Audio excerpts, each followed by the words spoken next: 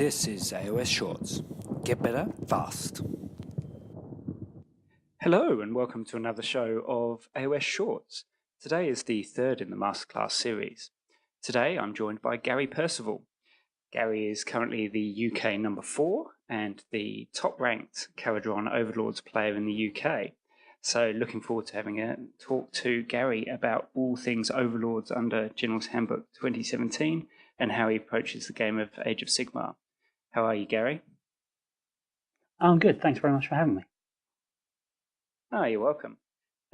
So just by way of introduction for the listeners, what we're hoping to cover today is a bit of an introduction of Gary and Kharadron Overlords in match play, then going into the usual things that we sort of cover in these masterclass shows, the things which Gary takes into account when writing a tournament army list, whether he's got a particular play style, how GHB 17's impacted that approach, and how Gary approaches things on the tabletop. We'll also round out the show with a few specific questions that people on Twitter and otherwise have sent in relation to Overlords, so we will try to deal with those as well. The only thing that I skipped over in the introduction was sort of Gary's billing beyond being fourth currently in the UK rankings. Gary's had good success with both Overlords and Chaos. He took second at the GW Heat Grand Tournament Heat 3 with Kharadron Overlords. He took fourth at Bobo with them and 8th at the GT final. So great recent success and track record there, Gary. Yeah, cheers. So should we start? I understand that your background is primarily in 40k. So do you want to sort of introduce yourself and the your transition from 40k into Age of Sigmar? Yeah, cheers. So I was a 40k tournament player for many, many years. Took a bit of time out for some family time. My daughter was just born. She was growing up and I became a single dad. Nothing tremendous, but just meant a lot of time was taken up. Kept my oar in with 40k. With the Welsh lads. I was on the Welsh ETC team. But basically I missed all of 6th. Most of 6th and all of 7th edition. And I decided to come back to wargaming once my daughter got to a certain age and she could be, shipped off to grandparents for the weekend, or my girlfriend looks after her for the weekend every now and again. So I thought I'd get back into tournamenting. And 40k just wasn't in a good place, so I started Age of Sigmar. As it turned out, Age of Sigmar was so good, when 8th edition came along, didn't go back. So it just looks like I'm an AOSer from evermore now. Good to know. I'd be really interested as we go through the show about whether you think you have a different approach to looking at the game because of that 40k background. Because, of course, while now there's some similarities, there's quite a few differences. So it'd be quite interesting to see whether that's reflected in the way that you think about the game. When you came back in, you originally started with Chaos and you've now switched over to Kharadron Overlords. Would you be able to tell us why you picked Overlords as an army? Honestly, I like dwarfs. I've always liked the dwarfs, even when I was like a kid and I dabbled in the fantasy side of things. When I came over to Age of Sigmar, there wasn't a great dearth of factions to choose from, and I went for Chaos mainly because, I like Chaos, but I got quite a bit for my birthday, and Chaos was the new hot thing at the time. I got a load of Chaos, bought a lot of Chaos from my friends, and so I just, with the models at hand, I started trying to make as good a list as I could, but all with an eye of as soon as they redid the dwarfs, because they were beginning to redo everything. They were redoing the Wood Elves, Sylvaneth, or Sylvaneth, however you pronounce it. I knew at some point the dwarfs would get some love, and I said, right, I'll play Chaos right up until the dwarves are good, or new. It doesn't matter if they're good or if they're bad, I'm going to do the dwarfs. As it turned out, when the Overlords came out, I went and bought all my toy soldiers, and then, once again, tried to make as good a list as I could out of the book. Just turned out that they were actually quite good. That's great. I'm a historic dwarf player myself, so I can see the attraction of the small, stunty, bearded fellows. It was my army under 8th and prior to that. So in terms of overlords currently, would you be able to describe for people how the overlords play as an army? So sort of what their strengths and weaknesses are, what their counters, some general comments about how they perform as a tournament army? Okay, yeah. Well, first and foremost, they are predominantly a shooting list. There's no way of getting around that for good or ill, whether hardcore hobbyists like the fact that shooting is a thing in fantasy. They are good at it, and I think that means they'll always be good because they have got that very strong ranged presence as an army of a whole. In fact, everything in the army has some kind of ranged weapon, I believe. But beyond that, the thing that they do so well is the mobility, which is ironic coming from a dwarf army. But their big thing is the mobility, and mobility and outmaneuvering your opponent is what wins games a lot of the time, be it objective based or being able to divide and conquer. Mobility is always going to be key, and that is really their kind of their key thing. Yeah, it's sort of counterintuitive to think of Dwarden or dwarfs and think of mobility, but the two main ways that the Force brings mobility in is the flexibility on deployment with the ships, and then the balloons, the engine riggers, and skywardens when they're actually on the tabletop. Exactly. I just had a couple of comments from an outsider's perspective. We don't have much in the way of overlords on our local scene, but I think that's just because the people that have picked them up are taking their time painting in them and pulling them together. But from an outsider's perspective, I get the impression that you open up the battle tome and there's a large number of rules, sheer variety there with the article system, with the codes, with the amendments, the ability to make your own skyports, all of the ones which come in the book as an additional layer over just the units and their rules, and some of the unique mechanics in there that they have with transports. As a sort of general impression, do you find that there's a large number of things in there, but is it true that there's only a few competitive builds, or is there a range of potential options in that book that are usable at match play? I think there are a few different builds in there. I mean, I'm head of a WhatsApp group, and we do chat about lots of different types of builds that we're trying to get to work as a kind of group, and we have got a number of them. I suppose the small issue with the book as a whole is it's quite a new thing, and there's not many options in there realistically. It's not like a Stormcast book with however many different unit types. There are,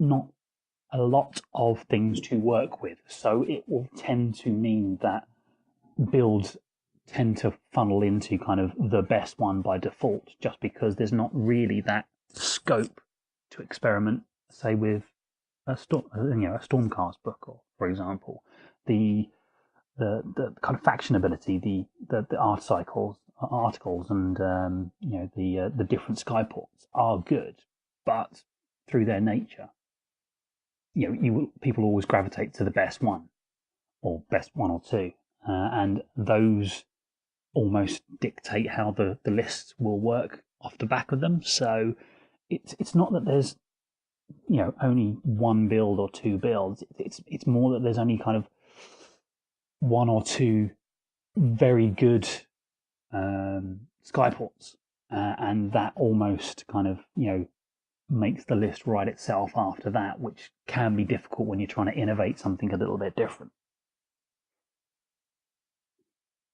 Yeah, it's an interesting issue, dealing with a book which I imagine has got fewer units than Stormcast have heroes, to use the example.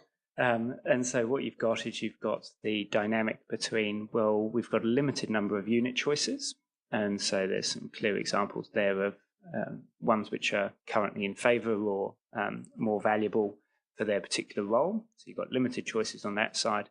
And then the case on the articles, amendment, allegiance, ability sort of overlay is always going to be picking the best ones to optimize the units that you have taken to take it up that extra level.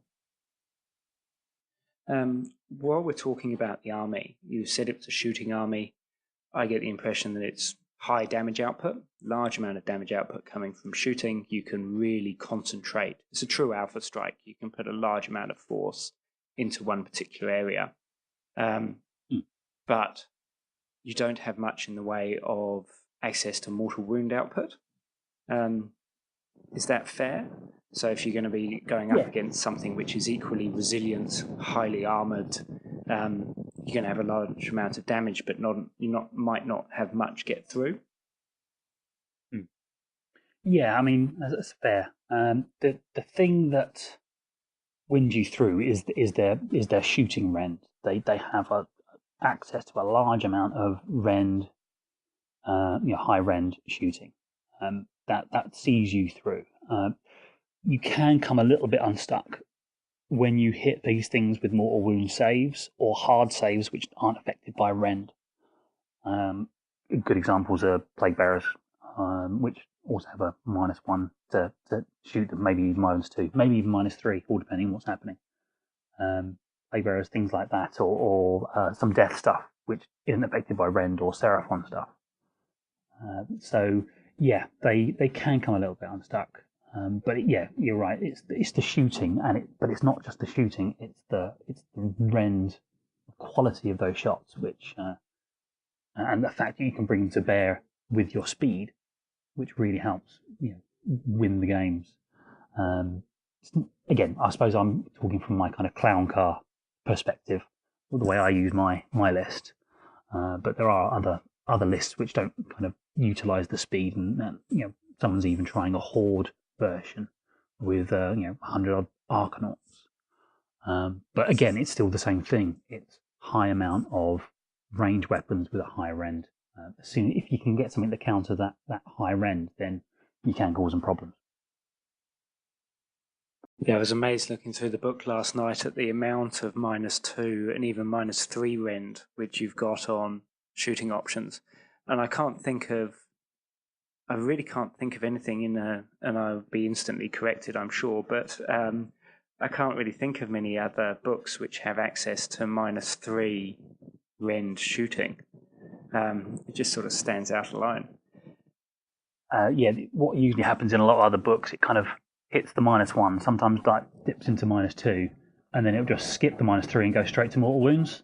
It's almost like they've decided that we won't give them mortal wounds, we'll just give them yet more rend, which I suppose makes them different, which is good in a way.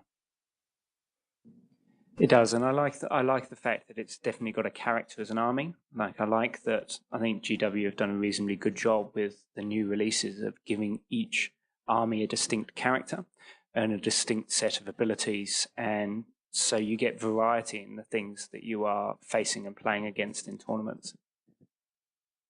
The other question I was going to ask before we sort of move on to your clown car list and popular clown car builds is, do you think Overlords are a rock, paper, scissors army? Are you just going to run into some hard matchups which are going to sort of put a limit on the effectiveness or success of the army? Or have they got the tools which they can deal with a wide variety of things? I think they've got the tools. Yes, wargaming will always kind of come down to rock, paper, scissors. But if the rock to your paper isn't really played a lot, then it's not really a problem. If the things that do counter Overlords become popular somehow, again, I'm thinking of these Nurgle Wars, things like that, then you have to kind of roll with it and then adjust your list. But while they're not that popular, then there's no point adjusting your list to take into account a bad matchup that you're very rarely going to play. So, I think they're in a good spot, and I think they are strong as the meta stands. I think that's a valid consideration, because there's this difference between theory hammer and what you're going to actually see out there in the wild or on the tabletops. So we can sit there and go, well, look, the counter to this is 90 plague bearers and 12 plague toads or whatever. But we just don't see that list out there, or you might not have anyone in your local meta or in your country who plays it. So as you say, it's not an issue. So it's thinking about, and as we'll touch on, it's thinking about the meta and what are the challenges that you're going to be facing. The only other thing that I was going to say was, before we do get onto your list, is the impression from the internet that the uproar with the FAQs that came out with GHB 17 and the changes which happened to the Overlords book. Do you think there has been a significant change to the Overlords book and the top Overlords builds as a result of that, or is it all internet storm in a teacup? I don't think there wasn't that much that changed, to be fair. Well, actually, that's a lie. There was a few things that changed, but the issue that I found, or the non-issue I found, was that a lot of tournaments were comping things anyway, which all the FAQ really did was put it in a more official format. A lot of tournaments are saying you can't stack, so no stacking, so no double chemist buffs, no double chemist debuffs, and suddenly the FAQ came out and said, well, no stacking your buffs and no stacking your debuffs. So I was like, well, I never played it that way anyway, so it doesn't really bother me. The only real main things were the damage on the drill cannons, which went from damage 3 to D3, which was significant, gave you quite a bit more variance. But I was finding that through correct play, I was finding that I was overkilling things that I was shooting at anyway. So the realistic upshot of it was very negligible. Sometimes, a flurry of ones and twos can, bite you on the arse a little bit, but most of the time you're looking at, they're doing an average of 2 damage each a turn rather than 3. When you're shooting a 12 wound monstrous creature and you're doing 16 wounds, suddenly doing 12 wounds, it's still dead. It doesn't really make much difference. I was overkilling things, or I at least had another unit to shoot at something, even at the end of the shooting phase, in case something went wrong. It just means that I'm now using that last little bit of shooting to finish things off.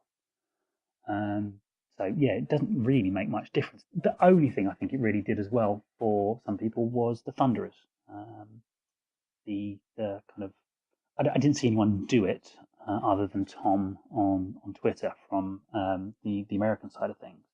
But the Thunderers having all made up of one, uber weapon, cannons or mortars.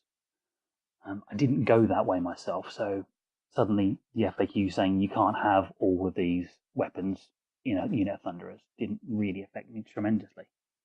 It was a shame a little bit as well, because it kind of did away with some different builds that could have been explored down the line, but I think it was a decision based upon the kits and the illicit underground market in Thunderer weapons that kind of ran rampant through eBay. Yeah, eight quid a weapon or something, I thought the going rate was. Yeah, something like that. I think on balance it was all a good change. You don't really see much of Thunderers in lists at the moment, at least. So we can perhaps talk about that a bit later. The point I was going to touch on that you just mentioned was this concept of overkill. This is something that we talk about in one of the sort of local chats that I'm in, is actually how much damage output from a unit is too much. So what are we sort of, when you're trying to decide your optimum unit size for your hammer units, how much should you be trying to think that they can put out?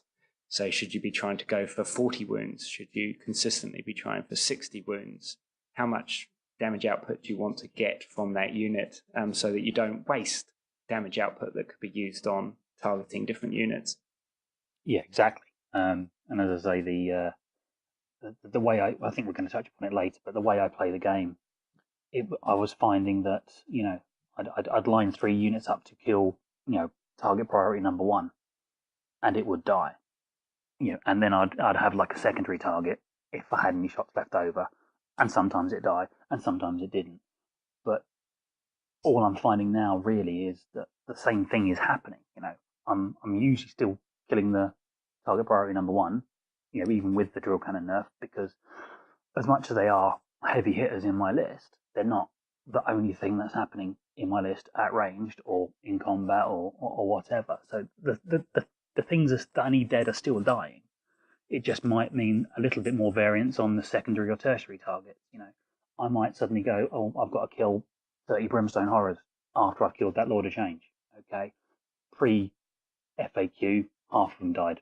After FAQ, 6 or 7 died. It's not, in the grand scheme of things, it's not game swinging, I don't find. So the FAQ changes have done very little, and the damage is still up front where I need it when I need it. It's just maybe in the details that they kind of it falls off a little bit. Cool. This might be a good opportunity for you to take us through your recent GT list to sort of set the scene for the rest of our discussion. Okay, then. Well, I run the infamous now clown car list. It's got a few details that can change, but at its core, it is usually 3 chemists for the buffs. They're your only heroes. 3 obligatory units of battle line, which are always going to be your Arcanauts, with 3 skyhooks each. You also need the clown car itself, so I've got 1 ironclad with volley cannon.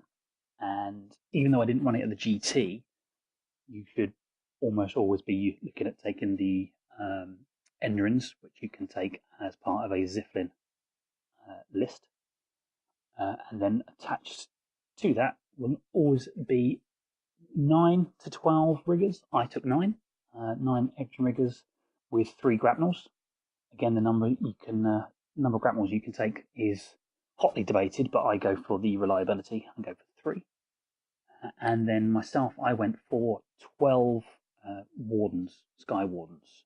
Though I'd split them up into 9 and 3, so a 9-man unit to take advantage of the chemist buffs, with 3 drill cannons, 3 volley cannons, and a little unit of 3 guys with 1 drill cannon and 1 volley cannon, mainly for objective play. Was a bit worried putting too many eggs in one basket, and Arcanauts being a bit too slow, so I wanted a little 3-man unit just to go off and contest objectives here and there. But yeah, as I say, that is a Ziflin list, and the Ziflin list gives you all the inherent buffs, so you can come down with the Endrins. In hero phase, you get a hero phase move as well, and I also took the extra article which gives you D3 mortal wounds at some point during the game, as long as you've done a wound somewhere. Just a nice little finisher. Do you want to give us some insight as to how you put that list together? What are the things that you took into account?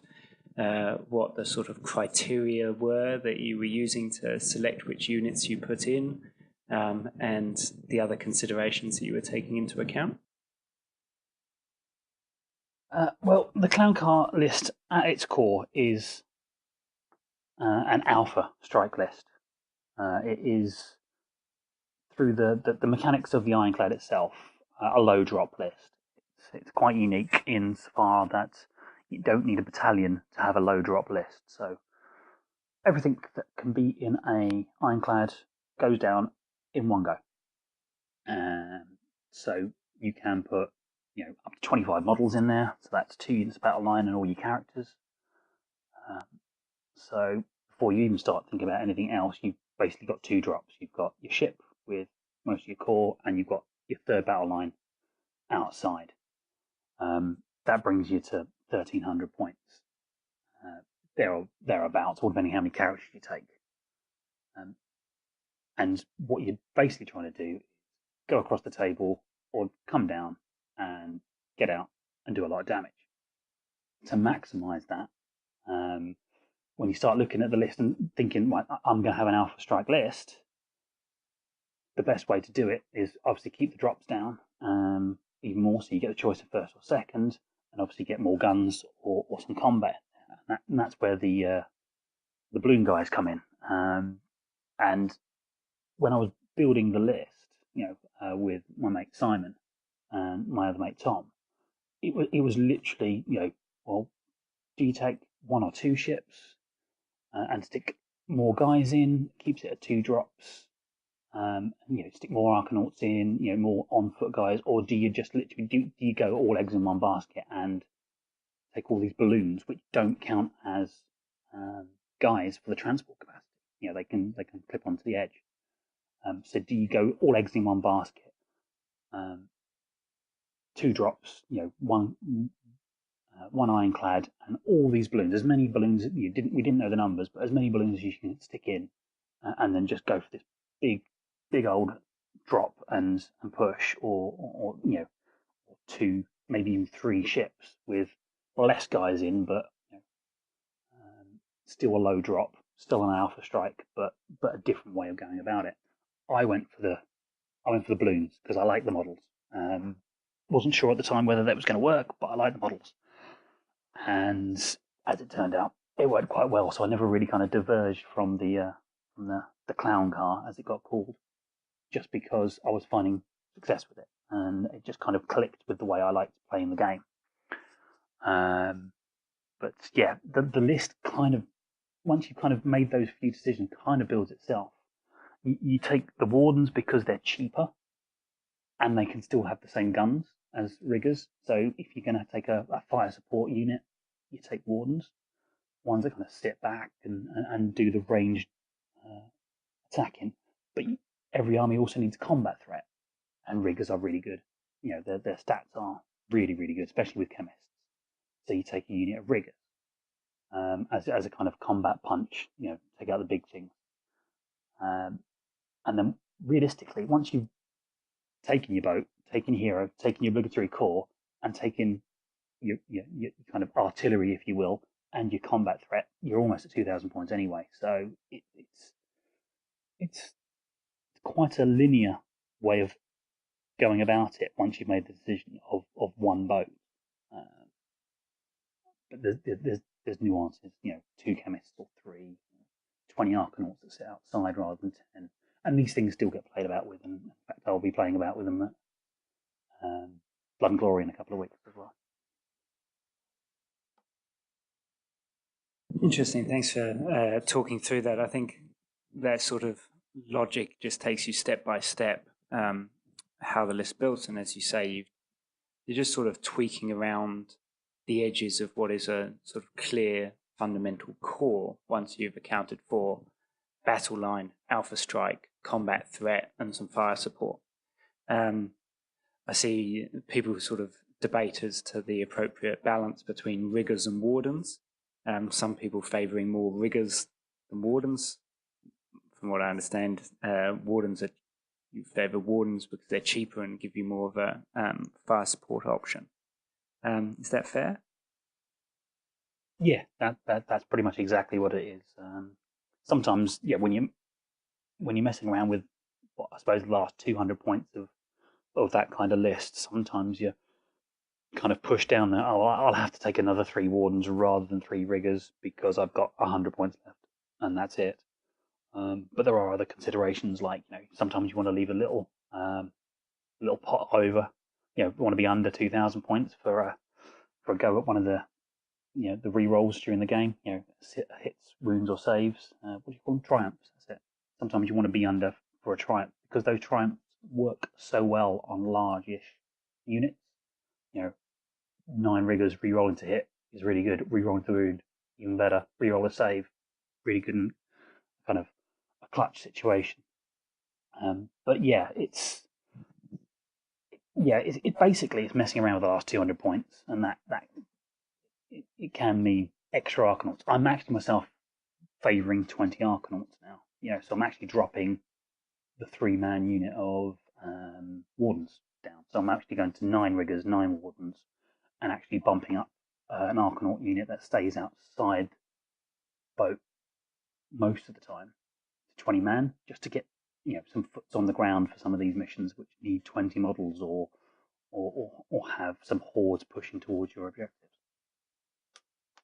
That's a good segue into what was going to be my next question, which is, for a very Alpha Strike list that you have got, how do you find it plays in the new General's Handbook 2017 scenarios? So a couple of, 2 of those scenarios with bonuses for units of 20 plus, and sort of dispersed objectives. So I always think if you're dropping an Alpha Strike in one place, then yes, you're going to destroy or obliterate anything around, but you can only exert that damage output in one particular place, and you're then still got to get around to seize objectives, or do the various other missions that you might need to do if you go into a tournament which has secondary objectives or quests or other such things. So how do you find that army plays in the current General's Handbook scenarios?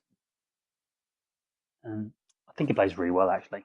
I think in the past 2 tournaments I've lost 1 game. Yeah, I think I've lost 1 game in the last 2 tournaments. Oh no, 2, beg your pardon, but one of them didn't count. Jack. But no, and even the ones you do lose are quite close, and they tend not to be around the objectives, if that makes any sense. They tend to be around the army that I'm facing. I lost at the finals only 1 game, and I lost that to Dan Ford's Murderhost in the mission where you can burn the objectives. I forget its name off the top of my head. Scorched Earth, I think. But I lost that one. But everyone was touting that mission as an auto lose against Murderhost. And I took it 5 turns, almost tabled him, and lost very, very narrowly. I think it was something like 16 victory points to like 12, something like that. Yeah, a priority roll here or there would have probably tipped it in my favour. And that was the, quote unquote, unwinnable mission when you're playing Murderhost. So perhaps you could just go through that in a bit more detail, because there is a lot of talk on the internet about how Scorched Earth is an auto lose against a proper Murderhost, a full Murderhost. So do you want to take us through a bit more about how you played that game, how you approached it, knowing the victory conditions and things that there were, and how you took it to 5 turns and a close result? Well, the thing about the Murderhost is, and this is where you I was talking about earlier about the meta and wanting to keep it at a 2-drop. The reason I want to keep it at a 2-drop is because Murderhosts tend to be 3. Murderhosts are arguably one of the better lists out there, along with Tzeentch, and they tend to be low, but not 1 or 2. So by keeping it at 2, I get to do what most people can't do in this day and age, where battalions cost a lot, and that is go first, or get the choice of going first.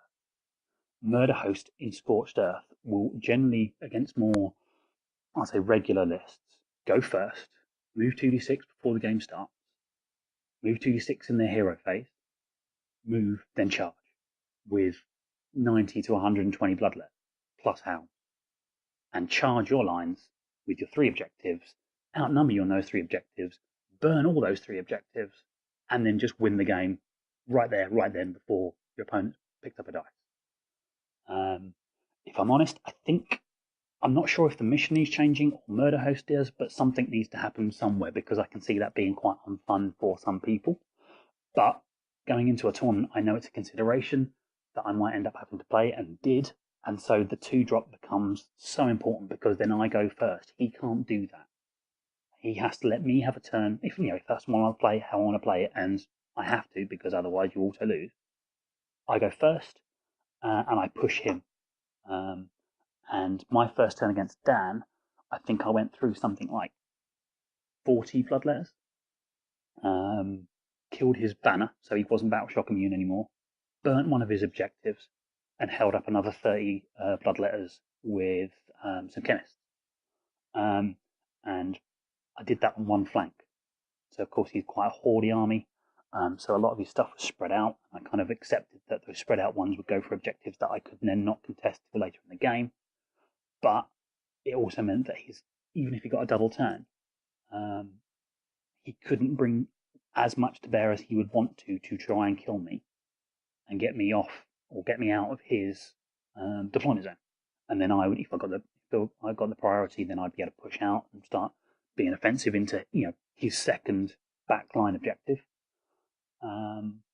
and basically take the fight to him. And as I say, this is where we kind of shook hands, turn 2 or 3 before we rolled the priority, and we said, look, whoever gets this priority basically wins the game. And this was table 1. We was having it was a really good game, massive laugh. But we was like, do you know what? It's turn 3, you get it, then that objective goes. You burn that one. This happened. We were kind of talking our way through it. If I get it, I do exactly the same back to you. So we shook hands, had a bit of a laugh, rolled the dice, and I lost. And even though we played it to the end, and even we talked it out, and I pretty much tabled him. You bar, a few hound units. Those hound units being able to get onto objectives mid-game, score, burn, just kind of edged him ahead, whereas I'd have done the flip. So, as I say, a great game, but lost it, but it was close, and that was literally only down to the fact that I was a 2-drop. And that's the be-all and end-all, and that's why the list works, even against these hordes or these unwinnable, missions, is because if you can dictate the flow of the game when they're used to having that kind of advantage themselves, Murderhost 99 times out of 100 will probably go first, and then everyone's going, oh my god, what do I do? But I can, by being a 2-drop, you can force the issue and put them on the defensive once, which I wouldn't say I've taken him out of his comfort zone, because Dan's a very good player, knew what he was doing and played it very well. But it changes their game plan from an offensive one to a defensive one, which is always going to be a benefit to you.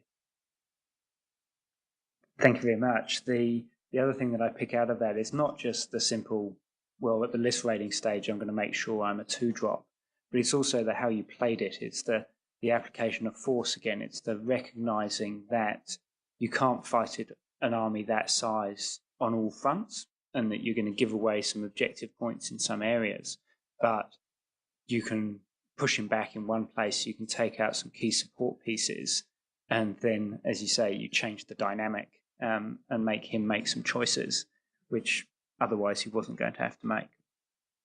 So not just list design, but good play on the tabletop keeps you in it. Yeah, and there are some things in the list which help you do that. And this is why at the very first I said, the dynamic of the army is speed, speed and maneuverability. That's the only reason I could do that. Partly because of the, which I should have mentioned in my list actually, is the general has the Fleet Master ability, which allows me to redeploy before the game starts.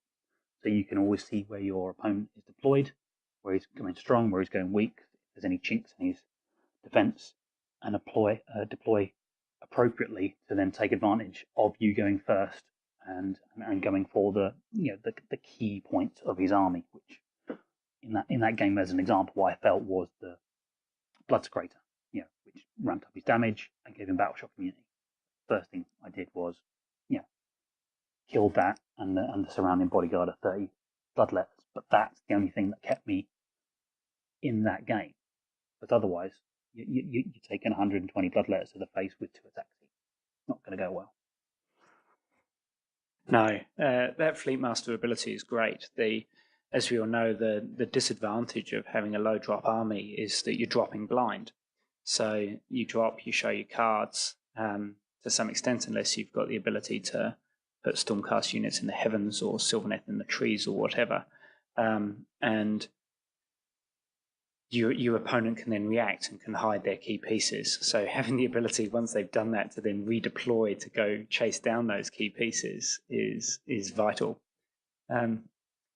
This might be a good opportunity to talk a bit more about overlords and deployment, and the various options that you've got in terms of deploying on the tabletop versus deploying in the either clouds or whatever they're called. So do you want to just briefly talk about that and how you use those deployment mechanics on the table and what you take into account when deciding whether or not to go in the clouds or stay on the table? Yeah. Well, as I say, I think it's the single defining part of the clown car list, which is this first turn. My first turn, and I do have to apologise to my opponents. My first turn isn't my first turn. My first turn is my deployment phase.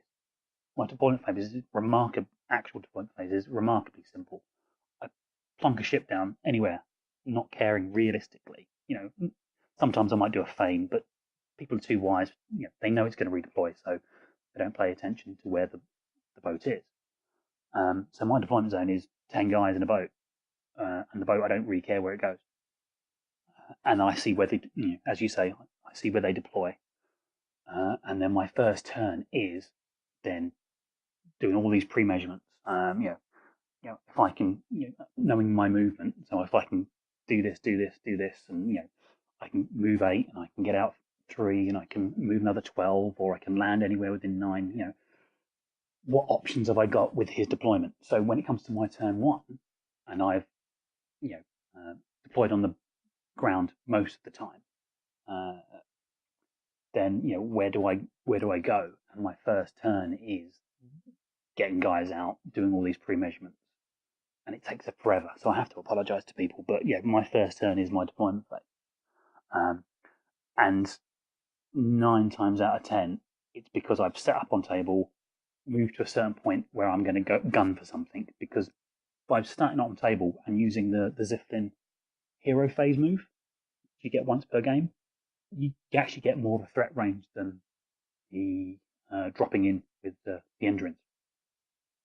The Endurins are really only there for, well, the way I play, for taking advantage of sloppy deployment.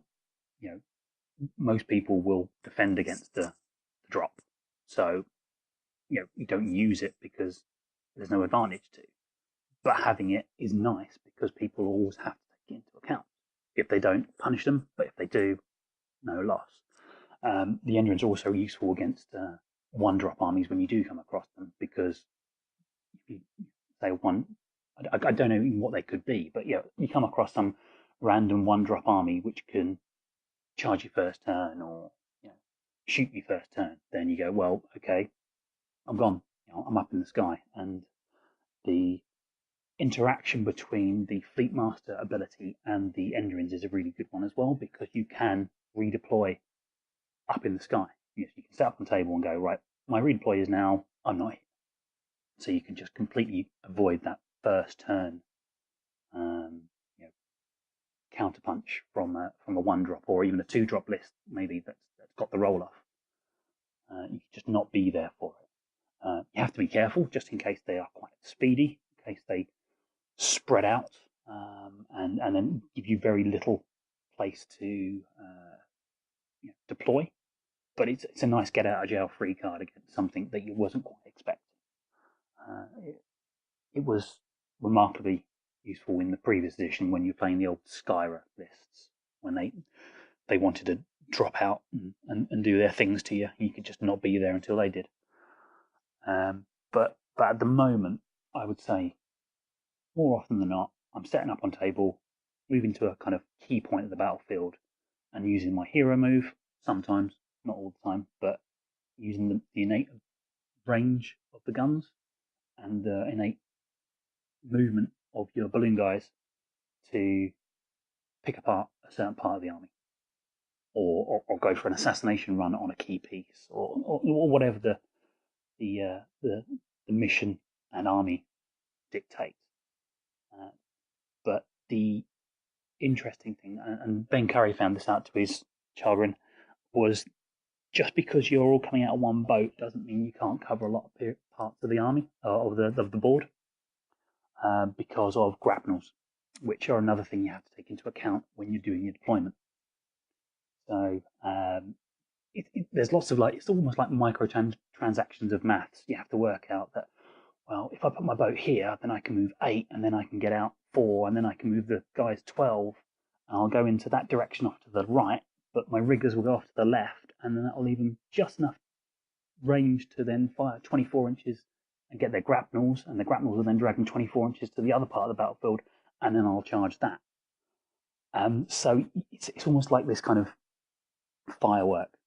You have this smouldering fuse of a clown car in the middle of the deployment phase, and then suddenly, turn one, there's wardens off to the right-hand side of the board. There's characters in the middle shooting all the chaff, and then there's riggers off to the left killing a Lord of Change or whatever. And suddenly they're aware, oh, hang on, I thought you were going to come there.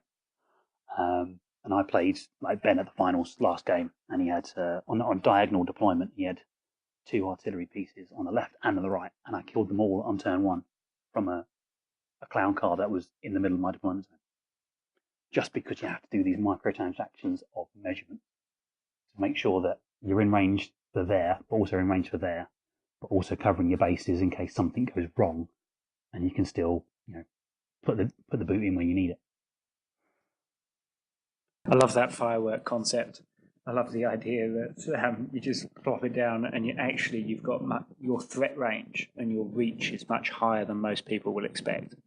I certainly hadn't really thought through how far you can get those riggers with their grapnels once you've deployed. Yeah, I mean, it's a little bit of bag paper maths. You can move 8, you can get out 3. That's 11 plus a base, call it 12. They get to move, that's another 12. That's 24. They can grapple 24, 48, and they get a charge. So, it's 4 foot, in a good wind and a following breeze. Cool. While we're talking about the sort of deployment and things at the start of the game, do you want to give some comments on when you get to the tabletop and you see the army that you're going to be playing against? What are the things that go through your mind? What are the things that you're looking for? How do you determine target priority? What are the things that you ask your opponent in relation to their list? What's the sort of process that you go through? Well, the first thing is always reading the mission, which I don't always do myself, to be fair. I do sometimes forget some of the finer nuances of the missions, which has kind of created minor wins out when they should have been major wins. So always check the mission. Make sure you need 5 models, for example, to score an objective, not just more models. That's always a big one for Overlords. The amount of times I've put a boat on and gone, right, I've got this objective, and they're like, actually, no, you need another 4 guys. Oh, yeah. But keep an eye on the mission. Question anything you don't know. If you don't know exactly what it does, there's a very good chance that it's some kind of, especially characters, it's going to be some kind of key combo piece or key piece that's going to do something at some point which you're not going to like. That's kind of just the way it is in Age of Sigmar characters. They're always going to be doing something that you don't want them to do. So always make sure the characters what they are capable of. I mean, that's everything from Star Drakes to, I don't know, Heralds. Make sure you know what their spells they've got, what abilities they've got, what items they've got, what they can do to their own troops, and what they can do to you. Most people remember the units. I've generally found that people kind of forget the details when it comes to the characters. But when I'm facing an army, after making sure I know what everything does, after knowing what mission I'm playing, ideally. Okay. Unfortunately, it looks like that we just got cut off there. Gary, do you want to finish that last answer? Yeah, cheers. All I was saying was when it comes to seeing the opponent's army on the other side of the table, how I deal with it, it's a very fluid thing with the KO. It's dependent on mission and matchup. Sometimes you want to just be trying to take off key monsters like magic users, like Lord of Changes, to make sure that whether you get double turned or you're in the next turn, you're just not taking that much damage, so you can push through to the mid game without your numbers dwindling and just carry on piling on the pressure. And sometimes it's a key model, such as blood secretors, to make sure that the army as a whole is not functioning as well. And sometimes it is just killing the chaff. Certain things like I don't know, like Skaven, large Skaven hordes, when the characters aren't really a threat. You just want to be whittling down because you've got to start somewhere, and that's their game plan, which is just overwhelming you.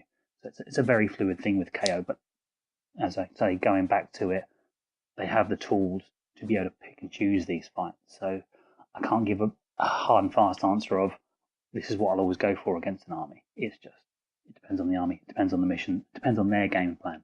I suppose the thing is, what you're always trying to do is cripple their game plan, so you're always playing your own. Funny, that lot of common concepts there with any army that's performing well on the table. My next question was going to be, how do you account for the priority role in the games that you play? Well, again, just to sound like a broken record, the mobility.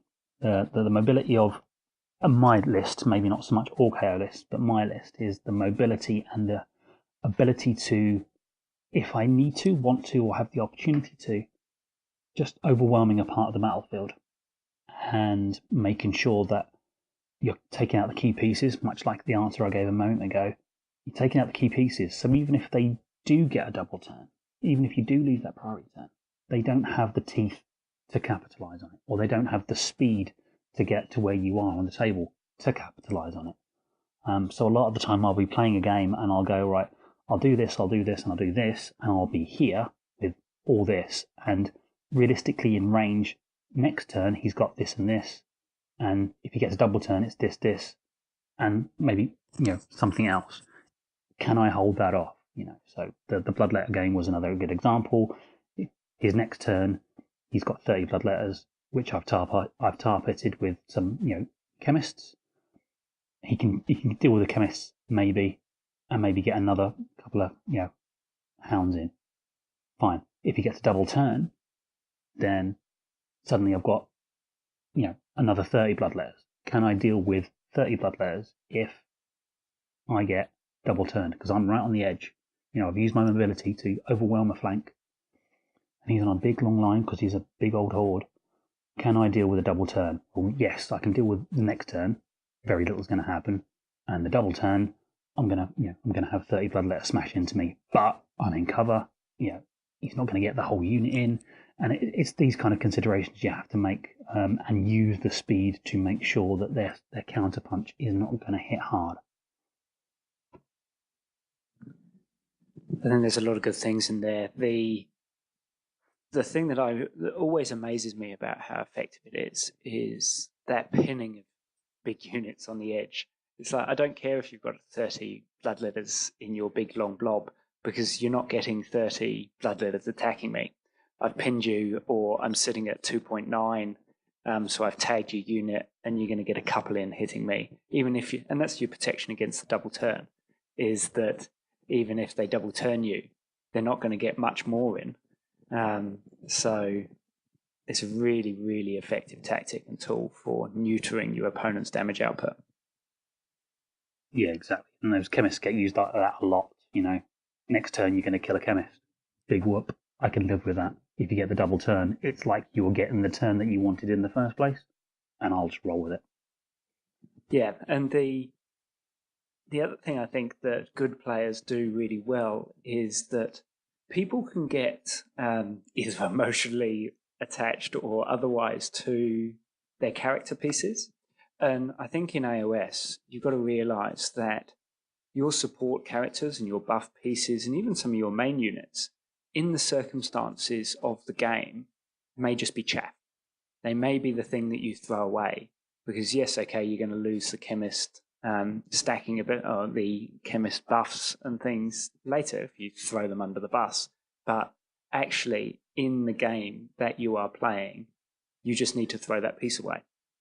And I think good players recognize that and use all of the tools at their disposal to win the game.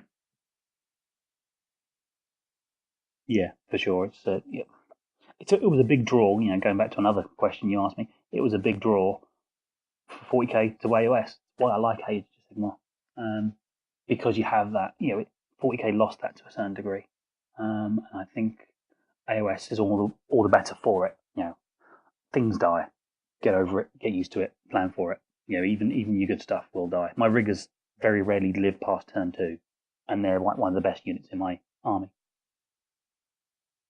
Yeah, and you're happy with that because they've achieved their role. They've achieved their damage output. They've neutered your opponent's force and ability to either win the game by their own damage output or by capturing objectives or whatever you've used the riggers for. So you're happy for them to go and then move on. The other thing I was going to talk about was get your view on how you play when faced. This is sort of generic question about how you play when faced with a bad matchup. I'm thinking more particularly about Tzeentch. Tzeentch is a very strong list. We've talked about the Murderhost list. How do you go about playing or planning for playing a change host list, for instance? Large amount of horrors, a number of waves of chaff that you've got to get through that is just going to tie up your riggers or otherwise. How do you play a change host list with KO? Well, the joy of the KO is that change host isn't actually a bad matchup, which is wonderful, because you outdrop it and you go first and you get to dictate.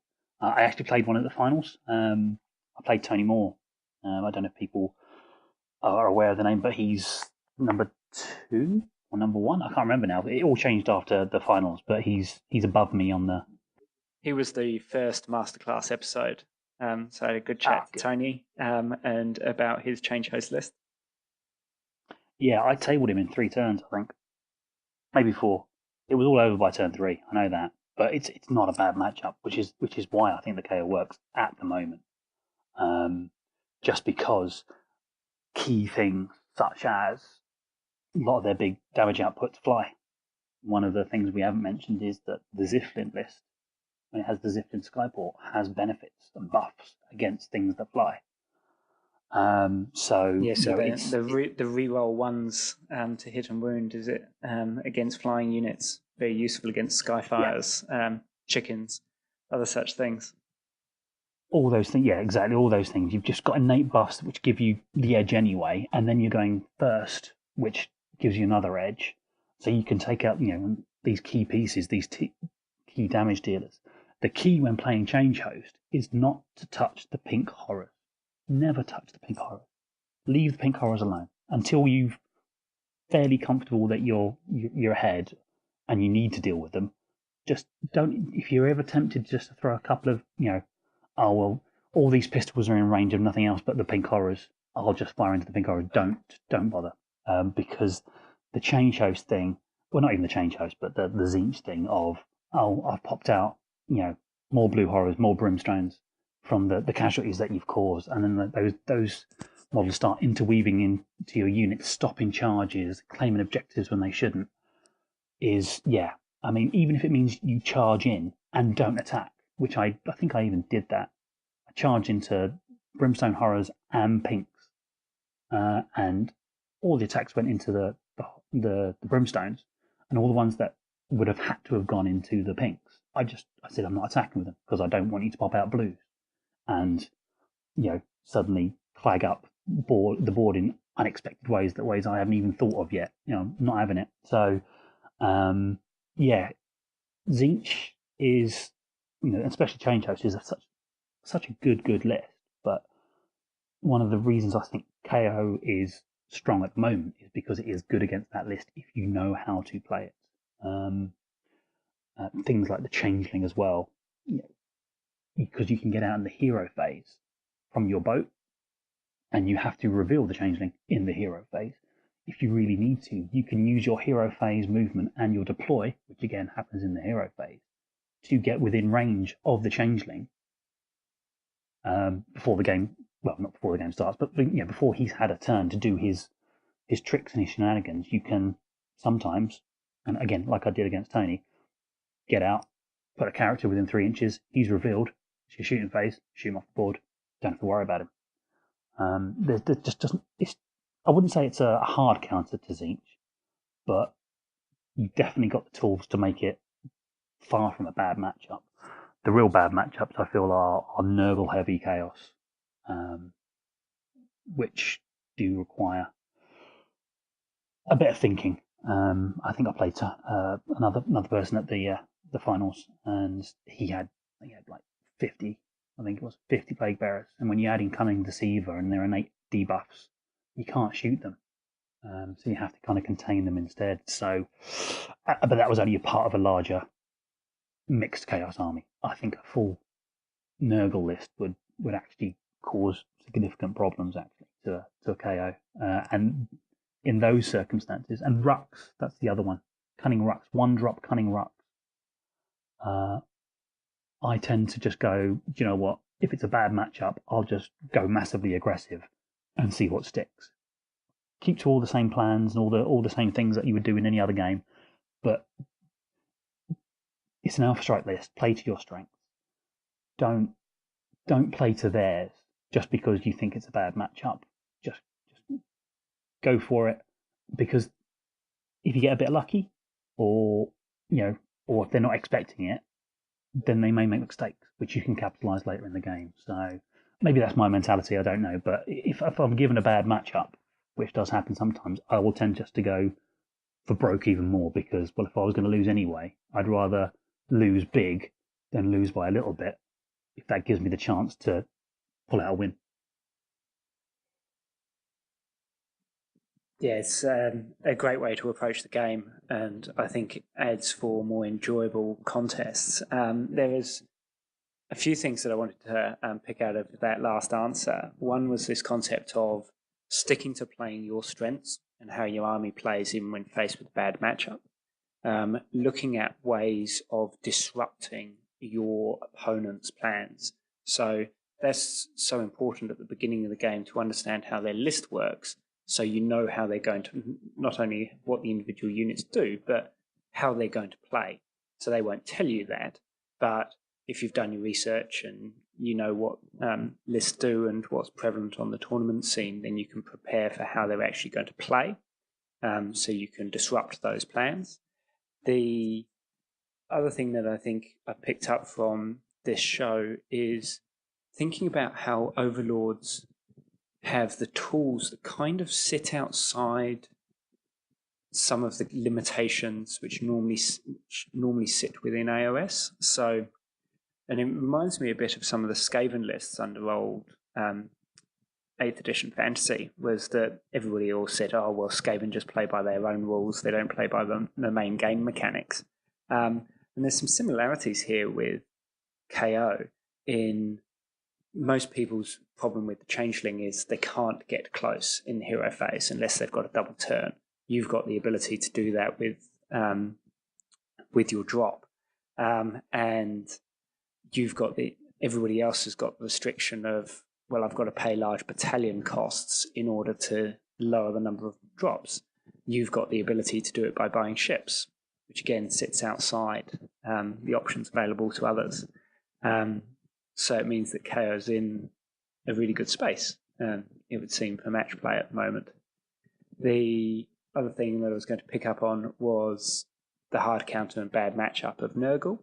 It will be interesting to see where things go. There's been rumours for a while now about new Great Unclean One kit, that Nurgle might be the focus of the next book in terms of the Realm Gate Wars sort of development. You might have Nurgle Death combo going forwards, and a Nurgle Battle Tome potentially following on from Blight War. So it'll be interesting to see whether we get more Nurgle armies on the table. From my own perspective, I hope we don't see the optimum build sort of being 90 to 120 Plague Bearers, Plague Toads, and just the resilient grind lists, because I don't find those enjoyable to play if your game plan is simply, I'm just going to put bodies on the table that aren't going to die.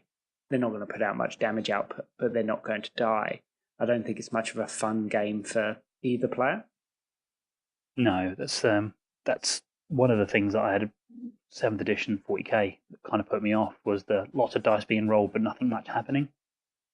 So yeah, I'd agree with that. I mean, I'm all for having bad matchups. That's not a problem. But yeah, having a list where you just roll dice, and a guy dies. It doesn't seem particularly interactive.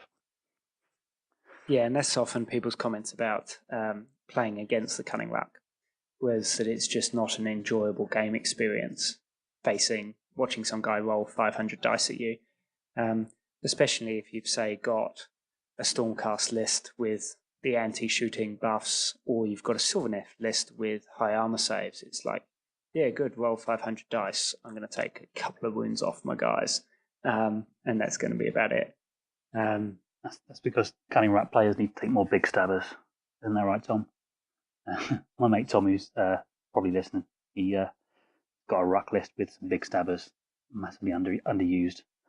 I think a ruck list could actually be one of the best lists in the game if people just thought a little bit more about what they put in the list for the bad matchups. But I digress. I do apologise. No, it's all interesting. We are talking about match play, so it's worth hearing these thoughts you've got on where the meta might move and things that we might need to take into account. So to sort of round out the show, I'm going to finish with a few questions. One was, what is your best tactics and or strategy advice for people looking to improve their tournament match play abilities? Pre-measuring. Measuring everything that you think is going to be relevant before you do it. I've touched upon it previously, but one of the big things is, target priority.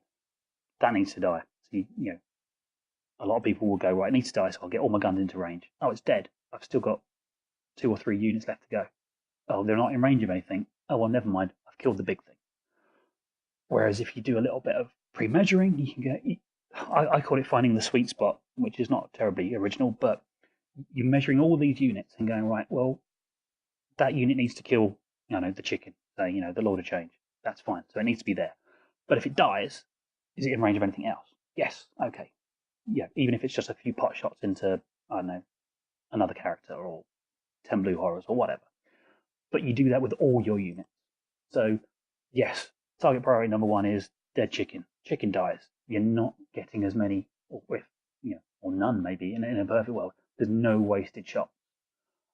Very KO specific maybe, but because they have the mobility to kind of get the balloon guys into range and go, right, well, 24 inches away there's a Lord of Change, but 23 inches away there's, another unit. It works the same with charges. It works the same with anything. Have plan A, but always have a plan B. It's all that concept of your threat assessment, your target priority, and then making sure that you use every bit of damage output that you've potentially got in your army. It's don't leave the possibility that you're going to have one of your units not firing because they don't have any targets in range. It's getting that 100% of your damage output every single turn through the game to leverage the full power of your list. It's a common theme you hear talking to top players. Yeah. Cool. So what unit, battalion, or combo do you think is a hidden gem in the game? Ooh. Now, you thinking KO specific or anything? Anything. You can pick big stabbers if you really wanted. I'm sure Tom would not like me giving away all the secrets when he's still busy painting it all up. But I'll go for something. I'll go for something that I'm actually doing now, just to give everyone a bit of a heads up if they want. I think the new Firestorm cities, I think they can be big. I'm glad that they got the FAQ that stopped them stacking with existing faction abilities. That, I think, would have been very bad for the game. But that said, the abilities themselves are very good to the point that I am actually building one of the cities. And I think Anvil Garden and Tempest Eye can be very good just in mixed order lists. Anvil Guard with the Stormcast Eternal formation. I'm trying to remember what it's called now. The one where they all turn up from the sky at the same time. You know what? I've written it down somewhere and I can't find it now. But yeah, the Anvil Guard combo with the Stormcast Eternal battalions where they can all deep strike, I think, could be a very, very saucy little combo. Is it still Skyborn Slayers? It used to be the one that yes, that's the one. Was dropped from the sky. We might see Paladins back on the table. Yeah, exactly. Anything like that. I mean, I myself am doing a Tempest Eye, but now that they weren't completely broken, I've been looking at the cities. I think there's some very good mixed order lists to be had in the city walls. Interesting. I've got. I may or may not have about 6 of the city boxes coming, largely because it was the best way for me to build up a Stormcast force. And they'll go well with the Overlords that I've got in the cupboard and my Sylvaneth army. So I look forward to trying to put some of those bits and pieces together and pull some tricks on people. In terms of some sort of follow-up questions, these were largely from people on Twitter. I think most of them we've hopefully touched on going through the show. One from Jack Armstrong was, why do you think Kharadron Overlords aren't winning tournaments? Is it that they're too much rock, paper, scissors? Or is it choice of build? Or is there some other reason, do you think? Well, the winning a tournament's largely about list, skill, and luck. Unfortunately, I mean, I've been on table 1 a few times, and a bit of luck would have carried me through. Such is life. But if you look at the winners, it's actually quite a varied bunch of all the winners. When you look at all the tournaments going back, it's mixed order and ruck at the beginning. It tends to very rarely be the same thing over and over again. I think you can't really say if an army is good because it's not won a tournament or not. I think you just need to see if they're consistently coming in the top 10, and then one day it'll have its moment in the sun. I mean, I came second at I think that's a very true statement. Is that we don't say Byron's mixed order list is clearly broken and top tier, and everyone should just be playing mixed order. Back under previous tournaments, we've had sort of left field lists coming along. Like I seem to remember an old Orcs and Goblins, as it then was, army, which was just sort of 90 Goblin archers with a poison banner, and or Rob's poison spider rider list in the early days of AOS. So I think you answered that winning tournaments is not a defining feature of where the list sits in the meta and relative strength. Definitely think that's the case. Yeah, for sure. The one question from Nico was, do you see any use for the Navigator or Engine Master? Or are they just points that could be better spent on more Engine Riggers and Skywardens? I want them to be good. I like the models. I bought the models. I painted the models. But the Navigator is... Well, actually, that's a lie. The Navigator is actually quite cheap and resilient. So I can see the Navigator having a use as a resilient general in a more foot-slogging Stormcast Overlords army. So if you want a general which, say, has the Prospector ability, which means he's got to stay alive to give out Battle Shock immunity, the Navigator can be quite useful for that because he's got a 3-up save. Of course, it becomes a 2-up save in cover. Give him an item to up his resiliency, and then you've got 100 points kind of banner, for want of a better word, quote unquote, to keep the more kind of pedestrian Overlord armies in place. So the dispel ability is not to be discounted, but obviously he's slow, so can't really get into range proactively. And the buff that he gives to ships is nice, but I suppose I haven't really used it because in Ziflin, it's not really needed. And the Enduring Master is, again, he's good. I can see him being, he's a beat stick in an army that has a unit that does it better. So he kind of loses out a little bit there. And his healing is not quite good enough for what you're paying for it, if that's why you want it. You know? He's just a nice little beat stick, which can be used, very effective. I did use him, in the first incarnation of the Clown Car. He was my general, just because I liked turning on his hammer and having damage 3 just in case anyone got too close. But ultimately, I did away with it. But they're not awful. They're just I think they need a little bit of a boost or a different list that I suppose I'm talking about to kind of really shine. Cool. And my final question was going to be, if you were to take allies, what allies do you think work well and would be useful in a Overlord's Allegiance army? Fire Slayers. To the point I keep almost buying them. The thing I've got in my head, it does change the dynamic of the army massively, though. That is the problem. It does turn it into a 3 or a 4 drop. But they can be used in 2 different ways, either offensively or defensively, which is why I like them. Is a big old unit of Volkites with, I think it's a Room Smiter, is it? The one that allows a unit to set off table and I think so. Come in. Yeah. So you're putting yourself at more drops, but that's fine because you can use 30 Volkites as a screen if you think you're going to get alphaed back by a Murderhost, which is at 3 drops, or some of these 2 drops. So that you can use them defensively if need be, but then you can also just play to your game plan, which is mobility, and have say a Clown Car or whatever list you've built doing its thing, but also at the same time 30 Volkites turning up somewhere on the table where people don't want them. And it gives you something that the Overlords generally don't have, which is why I like it, which is numbers.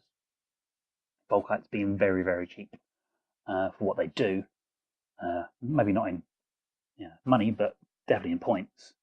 Having a 30-man unit backed up by, and they're quite resilient as well at 30. So 30 cheap, resilient adds a very nice dynamic to an Overlord's army that's maybe built more for shooting. Maybe do away with the riggers and have like Volkites pick up the slack, but play a slightly different game, more of a grindy game, which would be interesting to try.